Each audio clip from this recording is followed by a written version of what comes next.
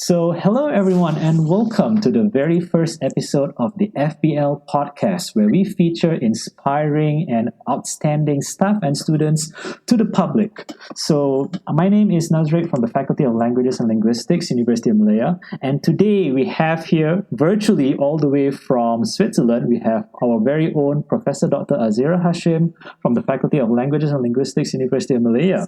So, how are you doing, Prof? I'm fine. Thank you very much, Nazrek. Right, very nice to be here. So it's great to have you, especially with the time difference and the very, very busy schedules we all have. We're really grateful we could make time for this. So recently, you have just been appointed as the president of the International Association of Applied Linguistics, and you're also the Humboldt ambassador, I believe. Yes, I am. All right. So that's a lot of achievements there. We want to talk a lot about you today, all right? So first of all, maybe you could share with us a brief background about how your career started.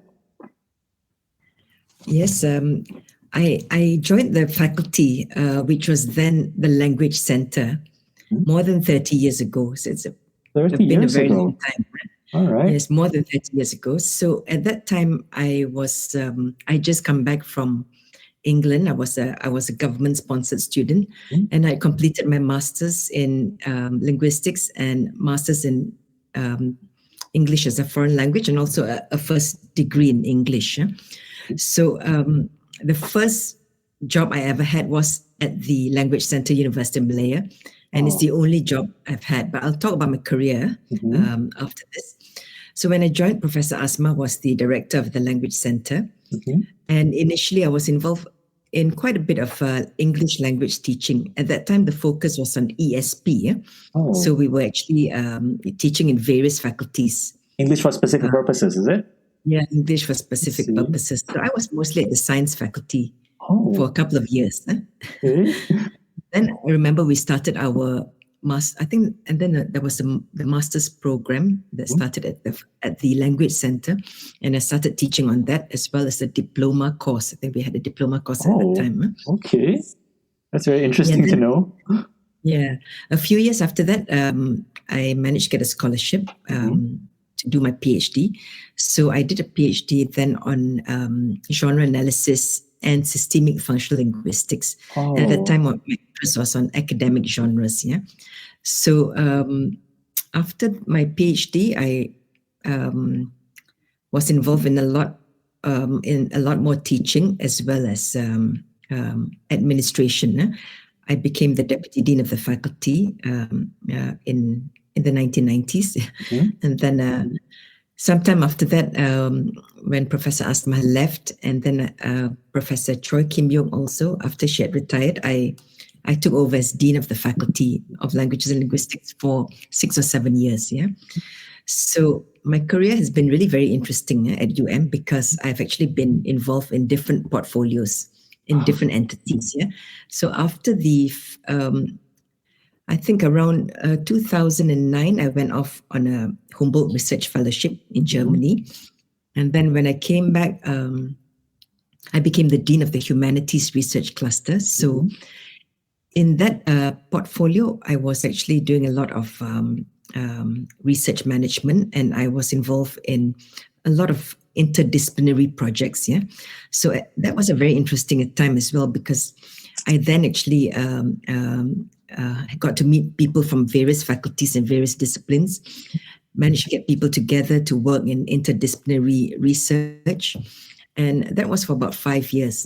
And that was, I suppose, I enjoyed as well. Then after that, we had to set up a Center for ASEAN Regionalism when Malaysia was chair of ASEAN in 2015. So I was given that task to actually set up that particular center. So I became the director of the Center for ASEAN Regionalism in that year. And after that, we ran a lot of ASEAN activities. That was also very interesting. We had ASEAN summer schools, we had ASEAN conferences and seminars. Yeah, and then shortly after that, also I was asked to take charge of the Asia-Europe Institute. So that was actually the last position I held at the university, and it was actually a really very interesting position where we were involved in a lot of Asia-Europe engagements. We actually a lot of activities, events, at the Institute. We invited ambassadors to give talks on Asia and Europe. We had officials and even ministers from Europe coming over to the Institute to give lectures.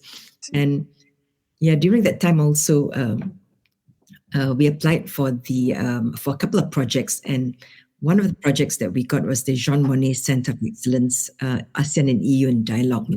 So that was a project that ran for more than 3 years. Actually, it ended not long ago. And under that project, we actually did carried out a lot of activities. We did research projects. We produced publications on Asia and Europe.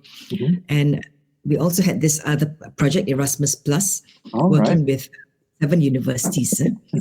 So that also has just ended. It's an EU-ASEAN project as well. Wow, that's a lot of projects you have under your belt. So how would you describe you already described your involvement then, actually, right? So how did you get involved with all these projects along the way? Is it something that came naturally, or how did it happen? Yeah, projects. Yeah, I've been involved in quite a number of international projects, and I think I got involved mainly because I had been attending conferences. I had been involved in a lot of activities, and I think when you attend conferences and you network, you tend to get invited into projects and book publications. So the first big international project that I was invited into was headed by Professor Vijay Bhatia with Hong Kong, funding from Hong Kong. And he was actually involved in language and law. So this particular project was on arbitration discourse in several countries. So he invited people from about 20 countries from all over the world. Wow. So that was the first big major project I was in. And I think somehow one thing often leads to another, And then I've been involved in the English in Southeast Asia Network as well, since actually the late 1990s. And via that network, you get to know a lot of people. And via that network, I've been actually involved in, for example, book publications together with other people from the region. I've also been invited into special issues. And they would come about normally when you take part in panel presentation or a symposium. It's an invited panel, invited symposium. And normally after that, the group of you will decide to publish the papers in a special issue. So I think it's a lot to do with actually going out and, taking part in conferences, taking part in activities and events. And that's how it normally starts. And then, and then there are other opportunities which come about. The projects that I had at the Asia Europe Institute, those projects I actually applied for them, those projects. So it was actually very challenging, to apply for those projects. It takes a few months to actually prepare the proposal, and then you need to find partners as well. And for the Erasmus Plus especially, I discovered that in 2016 onwards, they allowed an ASEAN university to lead a big consortium. So I thought I would go for that, and make it a project at Wow, because Erasmus is normally for European universities, right? Yes. But in 2016, they opened it. Certain programs, they said, could be led by ASEAN universities. I thought I would go for it. And I had talked to different people who've been involved before. And so I got encouragement from colleagues and actually good feedback from people who've been involved in applications also. And then I was actually really surprised when, we got the project in 2017. That's amazing. It's been a really challenging journey, but it's also been very, very fulfilling. Working with people from Laos, other universities, people from Malaysia, and then people from the Netherlands, from Germany and Sweden. Wow, so that means the networking and all the conferences have really brought you a very, very long way. That's amazing. Yes, I think you have to go out, you see, and you have to make the effort, and you have to sometimes take the plunge. Even if it's something you're not sure about, I think you sometimes have to take the plunge as an academic. That's true. And then you got to work with Prof Vijay Bhatia, who's a very huge figure in genre analysis. That's an amazing achievement. Yes. So from all that, then how did you get involved with the International Association of Applied Linguistics? Okay, for AILA, actually, we started the Malaysian Association of Applied Linguistics in 2013. Mm-hmm. Actually, prior to that, I had discussions with a few people who had encouraged me to set up the Malaysian Association in Malaysia, because there are lots of people working on applied linguistics issues in Malaysia, a lot of people in language teaching, yeah, for example. So the late Professor Christopher Canlin was one of the people who actually encouraged me to set up this association. Mm-hmm. And after much thought and actually preparation, with support from the Singapore president at that time, Singapore had already had their association for many years. I see. So we put forward the proposal and we started the association in 2013. Mm-hmm. Then in 2014, we launched MAL. It's called MAL. Mm-hmm. And then we joined AILA as an affiliate. And then in 2017, I was nominated to be vice president of AILA. And as vice president, you actually become president-elect, yes? So I became president of AILA in August 2021 during the conference in Groningen, the AILA World Congress in Groningen. So it's the first time that somebody from Asia or Southeast Asia has become president of the International Association of Applied Linguistics. Congratulations. That's an achievement to be very proud of. Yes. So in that association, actually, as vice president, I had also set up the AILA ASEAN network, because I thought it would be good for applied linguistics associations in the region to connect with one another. To connect and to actually organize events together. So we've got the AILA ASEAN regional affiliate. There are also other affiliates in AILA itself. So I'm looking forward to actually getting collaborations going or joint events between affiliates from different regions, within AILA itself. That's a very, very amazing achievement, because when it comes to research, getting the contacts and getting all the connections is not an easy thing, especially in the days when, technology wasn't big as it is right now, right? So, wow, for you to have achieved that is something really, really, wow, yes. That's very amazing. So do you have any lessons or experience along the years that you want to share with our listeners, our viewers? Yes, I think firstly, I think some people think that if they're doing a lot of administration and management, they will not be able to do the research or the projects. But I've actually I think a big part of my career, I've been involved in research. I've been involved in administration and management. And so I've had to actually combine both administration management with the research that I was doing. So sometimes you see that I've got research projects that are linked to the administration work that I'm doing. For example, when I was in charge of the Center for ASEAN Regionalism, I was involved in quite a bit of research on ASEAN itself. So I became very interested in language contact, English in ASEAN, English as a lingua franca in ASEAN and higher education in ASEAN. So I think even if you have an administrative position and you're in management, it's still possible to combine research with that. And you can try and actually marry the nexus between the two, I think, And because your management position will actually get you to meetings or to events which are on whatever you're managing. And if you can combine that with research, I think that's really actually quite fulfilling. So you're using the meetings to actually connect with people. Yeah, connect with people. And then you can also probably get data if you're, involved in that kind of work. Yeah. Okay. Yes. So I think, that's one advice. I think that if you're doing management or administration, you can combine it with research and enjoy what you do. That's a very refreshing point of view, because usually people say that when you're involved in administrative work, then you don't have time for research. But here from you, we're hearing that you can combine and marry the two. That's a very interesting idea.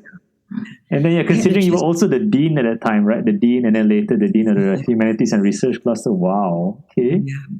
Because most of the time I found myself in administration. So I know I still had to produce and I still had to do research. So that was no choice. Well, what motivated you then to do that? Yeah, I knew that actually, there are lots of KPIs that one has to achieve. And I knew that I had to continue publishing, I had to actually make sure that I also published. So I still got into research projects, I still made sure that I had time for research and for publications while I was doing management. Wow. I think it's also really useful for people to actually go out, to take part in conferences. Now it's a bit more difficult because of COVID. Mm-hmm.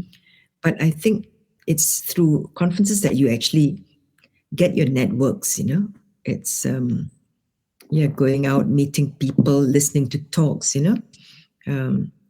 So I think that's a very important part of academia as well, because I know some people say that attending conferences is not a KPI, so there's no need to attend conferences. But I think that is an important part of being an academic. And also, I think you just have to, like research funding, you just have to apply. It is not easy to apply for international funding, but I think you just have to try and aim for a few, and surely I think you should be able to get 1 or 2 research projects with international funding. So I think it's taking the plunge from time to time, and making sure that you stay afloat. Yeah. Usually people are scared to take the plunge, but you're a living example of how taking the plunge can actually bring you really far. Wow. So do you have any words of wisdom to share with our faculty, staff, and students? Well, in the International Association, what I'm trying to do now is to show that the work that we do in applied linguistics contributes towards solving problems. Mm-hmm. And so therefore, I actually place quite a bit of emphasis on the Sustainable Development Goals, the United Nations 2030 Sustainable Development Agenda. So I think if you're able to show that what you do contributes towards these big agendas, towards the SDGs, then I think people will recognize what you're doing, work, for example, in language and law, or work that you're doing in linguistics and medicine. I think transdisciplinary research is very important. Working with colleagues from other disciplines, I think that should be encouraged. And making sure that your research has an impact, to society. So that's one reason why I actually try and show the link between the work that we do and the Sustainable Development Goals. Linking it SDG and making it have an impact on the world. That's a very powerful message there. All right. Okay, so thank you so much. We are at the end of our podcast. Thank you for your time and agreeing for making this happen. All right, so that's all, Prof Azirah. Thank you. Thank you very much, Nazri. All right.